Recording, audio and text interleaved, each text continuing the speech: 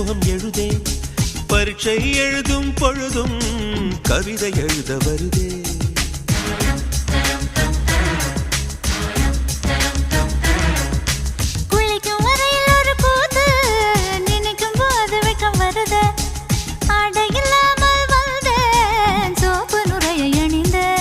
ஒரு கொசு கடித்தாலும் உயிர் துடிக்கும் அது இதுவரை எனக்குள்ள வழக்கம்